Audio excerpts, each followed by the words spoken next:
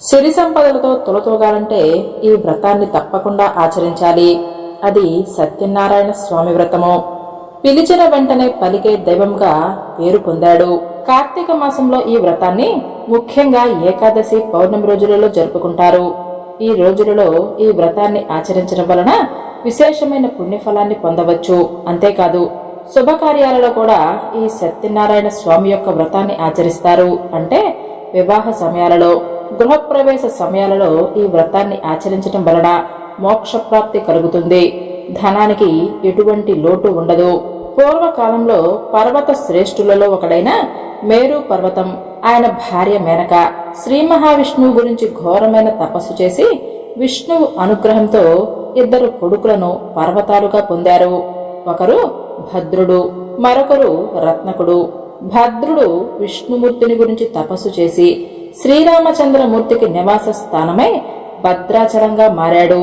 ఇక రత్నకుడు అనే ఇంకొక కొడుకు కూడా విష్ణువు గురించి ఘోరమైన తపస్సు చేసి మహావిష్ణువును మెప్పించి శ్రీ వీర వెంకట సత్యనారాయణ స్వామిగా వెలిసి రత్నగిరి లేదంటే రత్నాచలం కొండగా మారతాడు. పిఠాపురానికి దగ్గరలో అన్నవరం అనే ఒక గ్రామం ఉంది. అక్కడ ఏరంకి ప్రకాశరావు అనే బ్రాహ్మణుడు నివసిస్తూ ఉండేవాడు. ఆయన మహాభక్తుడు. ఒకరోజు శ్రీ మహావిష్ణువు ఈ బ్రాహ్మణుడికి రాజా ఇనుగంటి వెంకట రామారాయణం బహుద్దరు గారికి ఒకేసారి కలలో కనపడి, రాబోయే శ్రావణ శుక్ల విదియ రోజు అంటే గురువారం రోజున రత్నగిరిపైన నేను వెలుస్తాను, నన్ను శాస్త్ర ప్రకారంగా ప్రతిష్ఠించి సేవించమని చెప్పి మాయమయ్యాడు. ఆ మరుసటి రోజు వారిద్దరూ కలిసి తమకు వచ్చిన కలను గురించి చెప్పుకొని మరుసటి రోజు ఉదయమే అన్నవరం చేరుకుంటారు. అక్కడ స్వామివారి కోసం వెతుకుతూ ఉండగా ఒక అంకుడు చెట్టు కింద పొదలో స్వామివారి పాదాల మీద సూర్యకిరణాలు పడ్డాయి. వెంటనే వారు ఆ పొదను తొలగించి స్వామి విగ్రహాన్ని రత్నగిరి కొండపైకి తీసుకుని వచ్చారు. కాశీ నుండి తీసుకుని వచ్చిన మహావైకుంఠ నారాయణ యంత్రము పైన స్వామివారి దేవేరి అయిన అనంతలక్ష్మి సత్యవతి సమేతంగా విష్ణు పంచాయతన పూర్వకంగా క్రీస్తు శకం 1891 ఆగస్టు 6వ తేదీన ప్రతిష్ఠించారు. ఇప్పుడు వ్రతకథను గురించి తెలుసుకుందాం. పూర్వకాలంలో ఒకప్పుడు పరమ పవిత్రమైన నైమిశారణ్యంలో పురాణాలు చెప్పటంలో విశేష ప్రజ్ఞ కలవాడైన సూత మహర్షిని సౌనకాది మహామునులు కొందరు కలిసి ఇలా అడుగుతున్నారు. ఓ సూత మహర్షి, మానవులు ఏ వ్రతాన్ని చేస్తే కోరిన కోరికలు ఫలించి ఇహపర సుఖాలను పొందుతారో, ఏ తపస్సు చేస్తే లబ్ధిని పొందుతారో మాకు సవివరంగా చెప్పమని అడుగుతారు. ఆ మాటలు విన్న సూతుడు ఇలా చెప్తున్నాడు. పూర్వకాలంలో ఇదే ప్రశ్నను నారదుడు శ్రీ మహావిష్ణువును అడిగాడు. భగవంతుడైన శ్రీ మహావిష్ణువు స్వయంగా నారద మహర్షికి చెప్పిన దానిని నేను మీకు వివరించి చెప్తాను, శ్రద్ధగా ఆలకించమని ఇలా చెప్పటం మొదలుపెట్టాడు. పూర్వకాలంలో ఒకప్పుడు నారదుడు సర్వలోకాలను తిరుగుతూ భూలోకానికి కూడా వచ్చాడు. భూలోకంలో పూర్వజన్మ కర్మఫలముల వలన పలు జన్మలను ఎత్తుతూ పలు కష్టాలు అనుభవిస్తున్న మానవులను చూసి ఎంతగానో జాలిపడి వీరి కష్టాలను కడతీర్చే ఉపాయం ఏమిటా అని విచారించి విష్ణులోకానికి తిరిగి వెళ్లాడు. దేవర్షి అయిన నారద మహర్షి విష్ణులోకంలో చతుర్భుజుడైన నారాయణుణ్ణి ఎంతగానో స్తుతించాడు.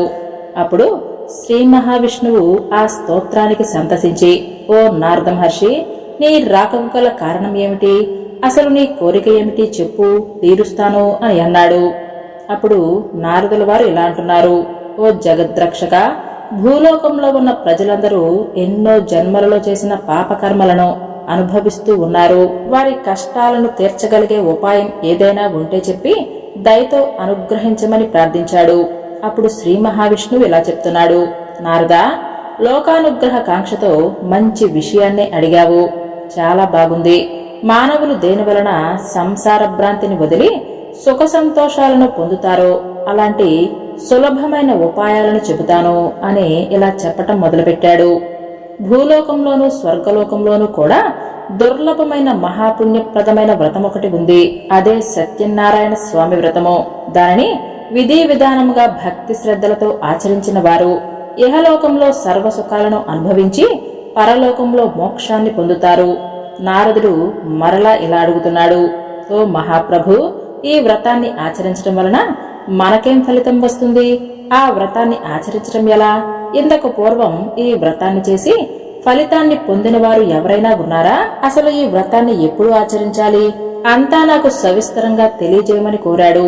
అప్పుడు భగవంతుడు ఇలా చెప్తున్నాడు: ఈ వ్రతము ప్రజల కష్ట నష్టాలను, విచారాలను పోగొడుతుంది, ధనధాన్యాలను వృద్ధి చేస్తుంది, సౌభాగ్యకరమైన సంతానాన్ని, సర్వత్రా విజయాన్ని ప్రసాదిస్తుంది. మాఘమాసంలో, వైశాఖ మాసంలో, కార్తీక మాసంలో కాని ఏదైనా శుభదినములలో కాని ఈ వ్రతాన్ని ఆచరించవచ్చు. యుద్ధం ప్రారంభమయ్యే సమయాలలో, కష్టాలు వచ్చినప్పుడు, దారిద్ర్య బాధలు కలిగినప్పుడు అవి తొలగిపోవటానికి ఈ వ్రతాన్ని తప్పకుండా ఆచరించాలి. దీనిని శక్తి కలిగిన వారు ప్రతి నెల ఆచరించవచ్చు. లేదంటే శక్తిని బట్టి సంవత్సరంలో ఒక్కసారైనా జరుపుకోవచ్చు. ముఖ్యమైన తిథులు: ఏకాదశి రోజున, పౌర్ణమి రోజున, సూర్య సంక్రమణం రోజున ఈ సత్యనారాయణ స్వామి వ్రతాన్ని చేసుకోవచ్చు. ఈ వ్రతాన్ని ఆచరించేవారు ఉదయాన్నే, అంటే సూర్యోదయానికి ముందుగానే నిద్రలేచి స్నాన సంధ్యాది కార్యక్రమాలు ముగించుకుని భగవంతుణ్ణి నమస్కరించుకుని, స్వామి సత్యనారాయణ, నీ అనుగ్రహ ప్రాప్తికై భక్తి శ్రద్ధలతో నేను ఈ వ్రతాన్ని ఆచరిస్తున్నాను, నా పైన దయచూపుము అని అంటూ నిశ్చలమైన భక్తితో భగవంతుణ్ణి ధ్యానించాలి. అలా సంకల్పించుకుని మధ్యాహ్న సమయంలో కూడా సంధ్యా వందనాలు చేసుకుని సాయంకాలం మరలా స్నానం చేసి ప్రదోష కాలము, అంటే అసుర సంధ్య వేళ దాటిన తర్వాత వ్రత పూజను ప్రారంభించాలి. ఈ వ్రతం పూర్తయిన తర్వాత భక్తితో సత్యనారాయణ స్వామి వారి వ్రత కథలు తప్పనిసరిగా వినాలి. పూర్వకాలంలో కాశీ నగరంలో ఒక పేద బ్రాహ్మణుడు నివసిస్తూ ఉన్నాడు. అతను దారిద్ర్య బాధను అనుభవిస్తూ, అన్న వస్త్రాలు లేక నిత్యము ఆకలి దప్పులతో అలమటిస్తూ పడరాని పాట్లు పడుతూ జీవిస్తున్నాడు. బ్రాహ్మణ ప్రియుడైన శ్రీ మహావిష్ణువు అతని బాధను చూసి వృద్ధ బ్రాహ్మణ రూపాన్ని ధరించి అతని ఎదుట నిలబడి ఇలా అంటున్నాడు: ఓయి విప్రోత్తమ, నీవెందుకలా దుఃఖిస్తున్నావు? అసలు నీ వృత్తాంతం ఏమిటో చెప్పమని కోరాడు. అప్పుడు ఆ విప్రుడు ఇలా చెప్పటం మొదలుపెట్టాడు: మహాత్మా, నేనొక బ్రాహ్మణుడను. మిక్కిలి దరిద్రంతో బాధపడుతున్నాను. ప్రతిరోజు భిక్షాటనం చేస్తూ పడరాని పాట్లు పడుతూ ఇంటింటికి తిరుగుతూ ఉన్నాను. నా దారిద్ర్యం పోయే మార్గం ఏదైనా ఉంటే చెప్పి చేయూతను ఇవ్వండి స్వామి అని వేడుకున్నాడు. అప్పుడు వృద్ధ బ్రాహ్మణ రూపంలో ఉన్న భగవంతుడు ఇలా చెప్తున్నాడు: శ్రీ సత్యనారాయణ స్వామి సాక్షాత్తు శ్రీమన్నారాయణుడి అవతారమే కదా. అయితే నీవు వెంటనే సత్యనారాయణ స్వామి వ్రతాన్ని ఆచరించు అని చెప్పి వ్రత విధానాన్ని చెప్పి వృద్ధ బ్రాహ్మణ రూపంలో ఉన్న భగవంతుడు అదృశ్యమయ్యాడు. ఆ మాటలు విన్న బ్రాహ్మణుడు ఎంతగానో సంతోషించి ఆ వృద్ధ బ్రాహ్మణుడు చెప్పిన సత్యనారాయణ స్వామి వ్రతాన్ని రేపే చేసుకోవాలి అని సంకల్పించుకుని దానినే తలుచుకుంటూ నిద్ర కూడా రాక ఎలాగో మరుసటి రోజు పొద్దున్నే నిద్రలేచి తప్పకుండా సత్యనారాయణ స్వామి వ్రతాన్ని చేసుకుంటాను అని అనుకుని మరలా యథావిధిగా భిక్షాటనకు బయలుదేరాడు. స్వామి దయవలన ఆ రోజున బ్రాహ్మణుడికి చాలా ద్రవ్యం లభించింది. దానితో అతడు బ్రాహ్మణులను, బంధువులను పిలిచి సత్యనారాయణ స్వామి వ్రతాన్ని భక్తి శ్రద్ధలతో ఆచరించాడు. ఆ వ్రతమహిమ వలన ఆ బ్రాహ్మణుడు దారిద్ర్య విముక్తుడై సర్వ దుఃఖాలను తొలగించుకున్నవాడై సకల సంపదలతో విలసిల్లినాడు. అది మొదలుకొని ఆ బ్రాహ్మణుడు నెల నెలా విడవకుండా సత్యనారాయణ స్వామి వ్రతాన్ని భక్తి శ్రద్ధలతో ఆచరించడం మొదలుపెట్టాడు. ఆ విధంగా నెల నెల సత్యనారాయణ స్వామి వ్రతం చేయటం వలన బ్రాహ్మణుడు మహదైశ్వర్యవంతుడై సర్వ పాపాల నుండి విముక్తిని పొందాడు. మరణం తర్వాత మోక్షాన్ని కూడా పొందాడు. భూలోకంలో ఎవరైనా సరే ఆ బ్రాహ్మణుడు చెప్పినట్లుగా సత్యనారాయణ స్వామి వ్రతాన్ని చేస్తే వారి సర్వ దుఃఖాలు తొలగిపోయి సుఖ సంతోషాలతో ఉండగలరు. ఓ మునులారా, ఈ విధంగా శ్రీమన్నారాయణుడు నారద మహర్షికి చెప్పిన వ్రతాన్ని మీకు విన్నవించాను అని సూత మహర్షి చెప్పాడు. అప్పుడు ఋషులు మరలా సూత మహర్షిని ఇలా అడుగుతున్నారు: ఓ మహర్షి, ఆ బ్రాహ్మణుడు అలా మోక్షాన్ని పొందిన తర్వాత దీని గురించి తెలుసుకుని ఈ వ్రతాన్ని తర్వాత ఎవరైనా ఆచరించారా? చెప్పండి, మాకు వినాలని ఉంది అని అడిగారు. అప్పుడు సూత మహర్షి ఇలా చెప్తున్నాడు: మునులారా, ఆ బ్రాహ్మణుడు ఒకరోజు తన వైభవం కొద్దీ బ్రాహ్మణులను, బంధువులను పిలిచి వ్రతం చెయ్యాలి అని ఆరంభించాడు. అంతలో ఒక కట్టెలమ్ముకునేవాడు అక్కడికి వచ్చి కట్టెల మోపును బయట దింపుకుని లోపలికి వచ్చి వ్రతాన్ని చూడటం మొదలుపెట్టాడు. అతను ఎంతగానో దప్పిక కలవాడై బ్రాహ్మణుడు చేస్తున్న వ్రతమంతా ఓపికతో చూసి దేవుడికి బ్రాహ్మణుడికి నమస్కారం చేసి, ఓ బ్రాహ్మణోత్తమా, మీరిప్పుడు చేసిన పూజ ఏమిటి, దాని వలన కలిగే ఫలితమేమిటి వివరంగా చెప్పమని అర్థించాడు. అప్పుడు విప్రుడు ఇలా చెప్పటం మొదలుపెట్టాడు. ఓయి, ఇది సత్యనారాయణ స్వామి వ్రతము. ఈ వ్రతాన్ని చేయటం వలన సర్వ కార్యసిద్ధి కలుగుతుంది, కోరిన కోరికలు ఫలిస్తాయి, సకల ఐశ్వర్యవంతులు కావచ్చు. ఆ బ్రాహ్మణుడు చెప్పిన దానిని శ్రద్ధగా విన్న ఆ కట్టెలమ్ముకునేవాడు ఎంతగానో సంతోషించి తన దాహాన్ని తీర్చుకొని స్వామివారి ప్రసాదాన్ని స్వీకరించి తన ఊరికి తిరిగి వెళ్లిపోయాడు. అతను సత్యనారాయణ స్వామిని మనసులో ధ్యానించుకుంటూ వ్రతం చెయ్యాలి అని సంకల్పించుకొని ఈ కట్టెల మోపును అమ్మగా వచ్చిన ధనంతో సత్యనారాయణ వ్రతాన్ని చేసుకుందాము అని అనుకుంటాడు. అతను కట్టెలు అమ్ముకోవటానికి మరుసటి రోజే నగరంలో ధనవంతులున్న ఇళ్లవైపుకు వెళతాడు. స్వామివారి అనుగ్రహంతో అతనికి ఆ రోజు రెట్టింపు లాభం వస్తుంది. దానికతను ఎంతగానో సంతోషించి అరటిపండు, పంచదార, ఆవు నెయ్యి, ఆవు పాలు, సేరుంపావు గోధుమ నూక, పూజా సామాగ్రిని అంతటిని తీసుకుని ఇంటికి తిరిగి వెళ్లాడు. అతను బంధువులు అందరినీ పిలిచి విధి విధానంగా సత్యనారాయణ స్వామి వ్రతాన్ని చేశాడు. ఆ వ్రతమహిమ వలన అతడు ధనధాన్యాలతోనూ పుత్ర పౌత్రాదులతోనూ సర్వ సంపత్కురుడై సకల సౌఖ్యాలను అనుభవించి అంత్యమున సత్యలోకానికి వెళ్లాడు.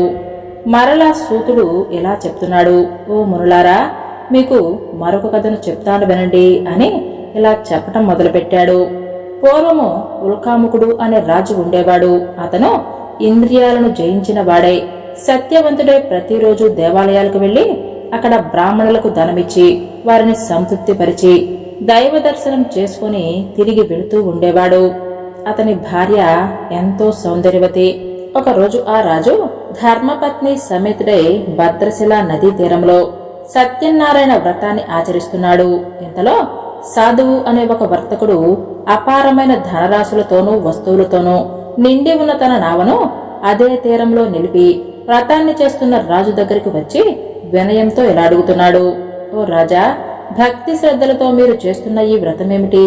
దయచేసి నాకు వివరించండి, నాకు తెలుసుకోవాలని ఉంది అని అంటాడు.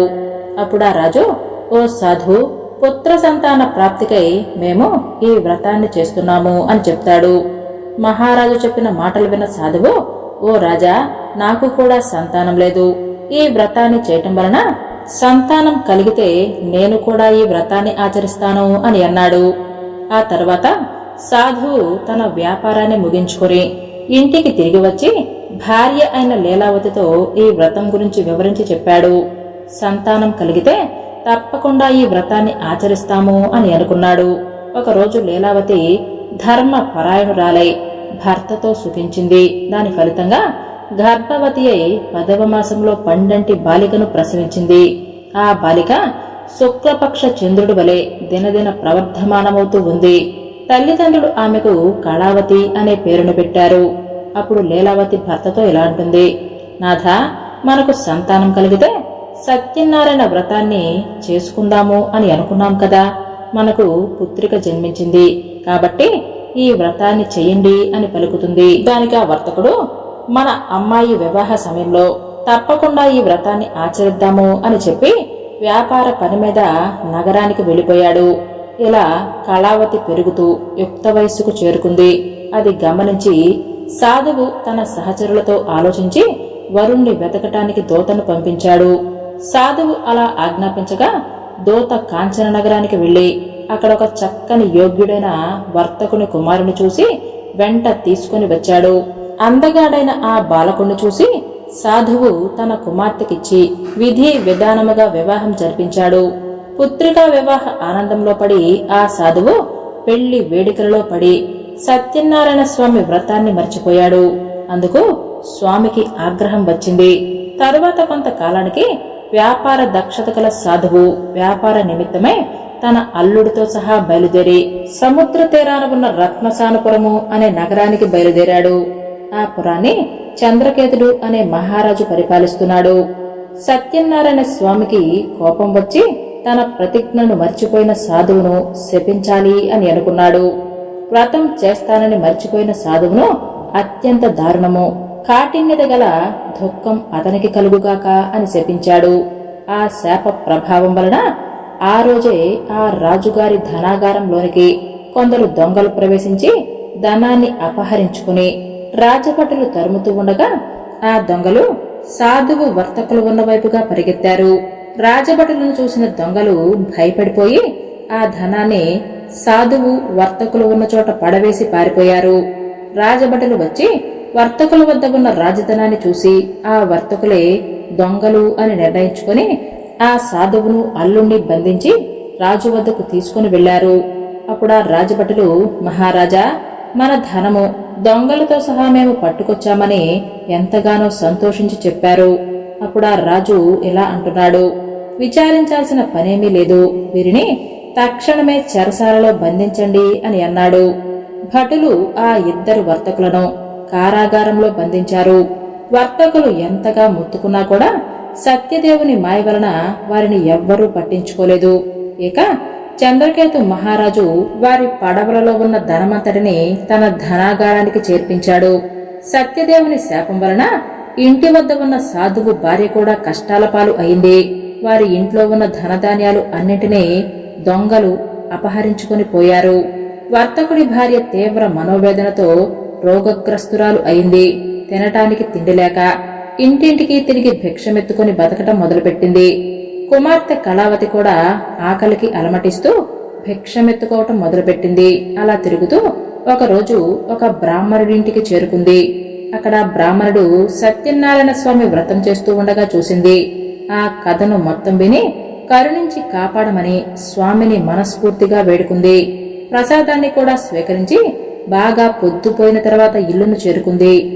ఆలస్యంగా వచ్చిన కళావతిని చూసి లీలావతి ప్రేమతో ఇలా పలికింది, అమ్మాయి, ఇంత రాత్రి వరకు నీవు ఎక్కడున్నావు? నీ మనస్సులో ఏముంది చెప్పమంది. వెంటనే కళావతి ఇలా అంటుంది, అమ్మా, నేనొక బ్రాహ్మణుడింటిలో సత్యనారాయణ స్వామి వ్రతం జరుగుతూ ఉండగా చూస్తూ ఉండిపోయాను. అమ్మా, ఆ వ్రతం కోరిన కోరికలను తీర్చుతుందట అని పలికింది. అప్పుడు లీలావతి పుత్రిక మాటలు విని వ్రతం చెయ్యాలి అని సంకల్పించుకుంది. వర్తకుడి భార్య అయిన లీలావతి బంధుమిత్రులతో కలిసి మిక్కిలి భక్తి శ్రద్ధలతో సత్యనారాయణ స్వామి వ్రతాన్ని చేసి, స్వామి, మా అపరాధాన్ని మన్నించండి, మమ్మల్ని క్షమించి నా భర్త అల్లుడు సుఖంగా ఇంటికి చేరుకునే విధంగా దీవించండి అని ప్రార్థించింది. లీలావతి చేసిన వ్రతానికి సత్యదేవుడు సంతోషించి ఆ రోజు రాత్రి చంద్రకేతు మహారాజు కలలో కనిపించి, రాజా, నీవు బంధించిన వారిద్దరూ దొంగలు కారు, వారు వర్తకులు మాత్రమే. రేపు ఉదయాన్నే వారిద్దరిని విడిపించి వారి ధనాన్ని వారికిచ్చి పంపించు, లేదంటే నీవు సర్వనాశనం అయ్యేటట్టుగా చేస్తాను అని చెప్పాడు. మరుసటి రోజు ఉదయాన్నే రాజు సభలో తనకొచ్చిన స్వప్నాన్ని వివరించి ఆ వర్తకులను విడిపించి తీసుకొని రమ్మని భటులను ఆజ్ఞాపించాడు.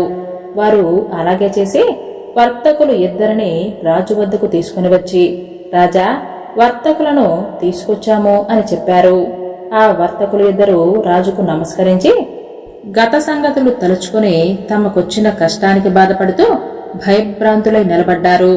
అప్పుడు ఆ రాజు వర్తకులను చూసి, వర్తక శ్రేష్ఠులారా, మీకీ ఆపద దైవవశాన సంభవించింది, భయపడకండి అని ఓదార్చి వారిని బంధ విముక్తులను చేసి వారికి పురుషులకు అలంకారమైన క్షురకర్మాదులను చేయించి నూతన వస్త్రాలతో సత్కరించి వారిద్దరినీ సంతోషపరిచాడు.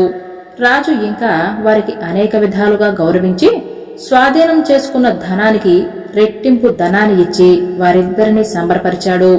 చంద్రకేతు మహారాజు వారిద్దరిని సకల మర్యాదలతో సత్కరించి మీరిక సుఖంగా మీ ఇంటికి వెళ్లవచ్చు అని చెప్పాడు. వర్తకులు ఎంతగానో సంతోషించి రాజును అనేక విధాలుగా కొనియాడి అక్కడ సెలవు తీసుకుని తమ నివాసాలకు వెళ్లిపోయారు. సూత మహర్షి ఇంకా ఇలా చెప్తున్నాడు, ఆ తర్వాత వైశ్యులు ఇద్దరు విప్రులకు దాన ధర్మాలు చేసి తీర్థయాత్రలు చేస్తూ తమ స్వనగరానికి బయలుదేరారు. సముద్రంలో వారు ఆ విధంగా కొంత దూరం ప్రయాణం చేశారు. సత్యదేవునికి మరలా వారిని పరీక్షించాలి అనే కోరిక కలిగింది. వెంటనే సన్యాసి రూపాన్ని ధరించి, నాయనలారా, మీ పడవలో ఏముంది అని అడిగాడు. ధనమదాంధులైన ఆ వైశ్యులు సన్యాసిని చూసి పరిహసిస్తూ, మా పడవలో ఏముందో నీకెందుకు? మా ధనాన్ని అపహరించాలి అని చూస్తున్నావా? పడవలో ఆకులు అలములు తప్ప మరేమీ లేవు, వెళ్ళమని బదులు చెప్పారు. అప్పుడు సన్యాసి చిరునవ్వు నవ్వి, అలాగే అగుగాక అని అన్నాడు. అలా పలికిన తర్వాత సన్యాసి నదీ తీరంలోందే కొంత దూరంలో నిలబడి చోద్యం చూడసాగాడు.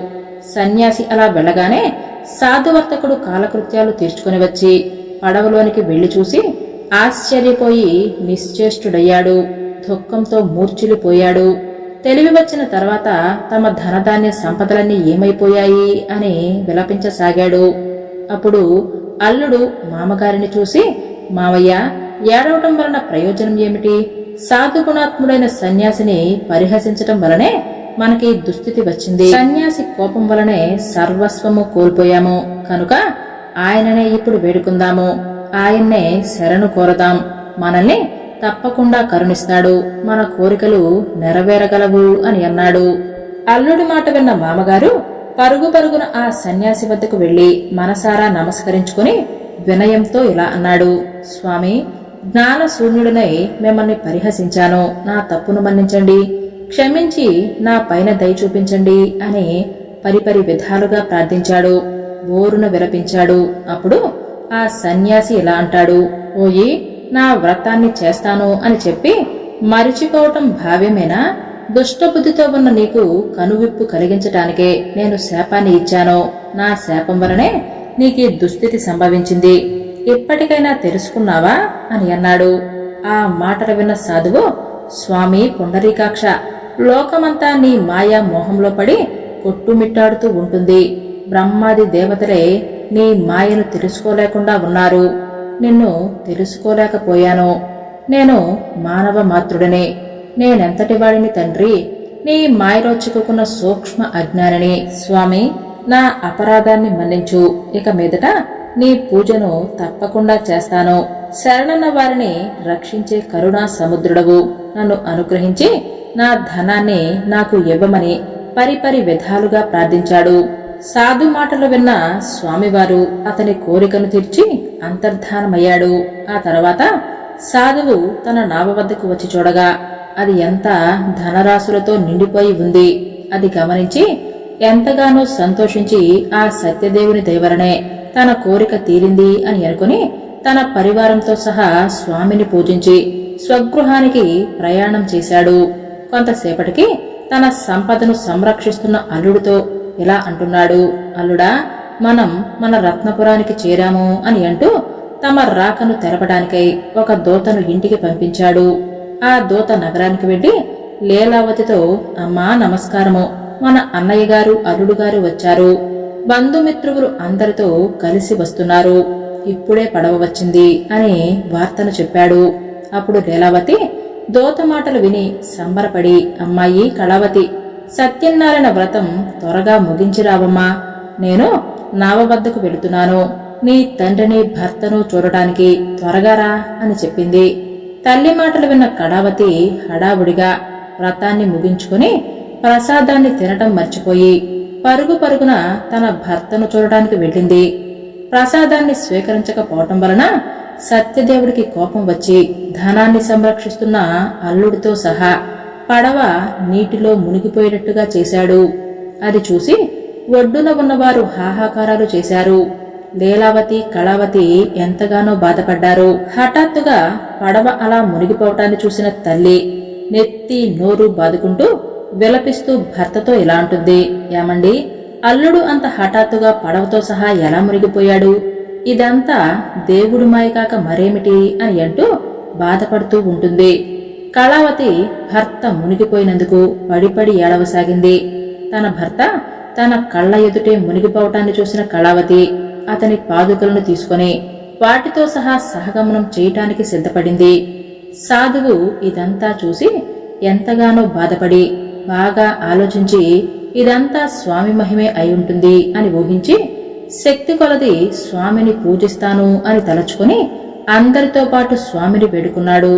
అప్పుడు స్వామి సాధువును కరుణించి అదృశ్య రూపంలో ఉండి అతనితో ఇలా చెప్పాడు: ఓయి, నీ కుమార్తె భర్తను చూడాలి అనే తొందరలో నా ప్రసాదాన్ని ఆరగించడం మర్చిపోయింది. ఆమె మరలా ఇంటికి తిరిగి వెళ్లి ప్రసాదాన్ని తింటే వెంటనే శుభం జరుగుతుంది అని చెప్పాడు.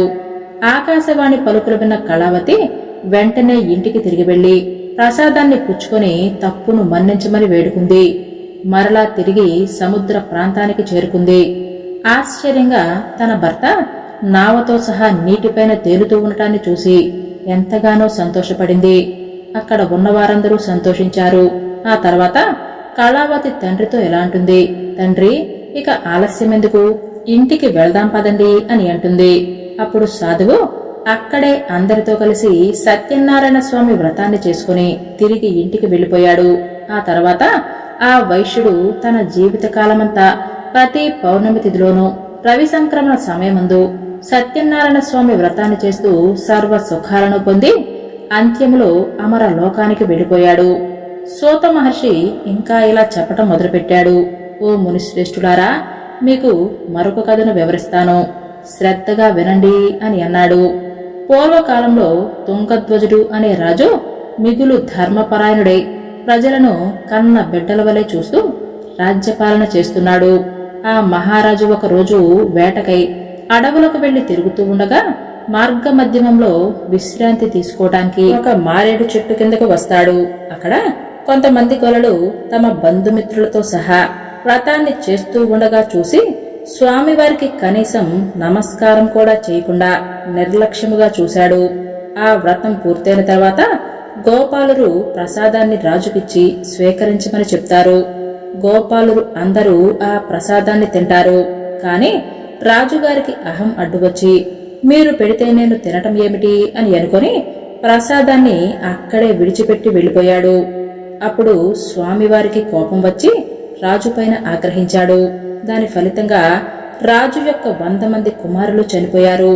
సర్వ సంపదలు సర్వనాశనం అయిపోయాయి. క్రమంగా దారిద్ర్యం సంభవించింది. అష్ట కష్టాల పాలయ్యాడు. ఇదంతా చూసిన రాజు ఎంతగానో ఆలోచించి ఇలా అనుకున్నాడు: ఆహా, ఆ రోజు గొల్లలు ఇచ్చిన స్వామివారి ప్రసాదాన్ని నేను తినకపోవటం వలనే ఇదంతా జరిగి స్వామివారి ఆగ్రహానికి గురయ్యాను అని అనుకుని వెంటనే వారి వద్దకు వెళ్లి నియమనిష్టలతో భక్తి శ్రద్ధలతో సత్యదేవుని వ్రతాన్ని ఆచరించాడు. అప్పుడు స్వామి దయతలచి మరలా ధనధాన్యాధికాలు సంపదలు 100 మంది పుత్రులను రాజ్య సుఖాలను ఇచ్చి అనుగ్రహించాడు. రాజు సర్వ సుఖాలను అనుభవిస్తూ క్రమం తప్పకుండా స్వామివారి వ్రతాన్ని చేస్తూ అంత్యకాలంలో సత్యలోకానికి వెళ్లాడు. మహోన్నతమైన ఈ వ్రతాన్ని ఆచరించడం వలన వ్రతం చూసినవారు, చేసినవారు, కథ విన్నవారు కూడా సత్యనారాయణ స్వామి అనుగ్రహానికి పాత్రులవుతారు.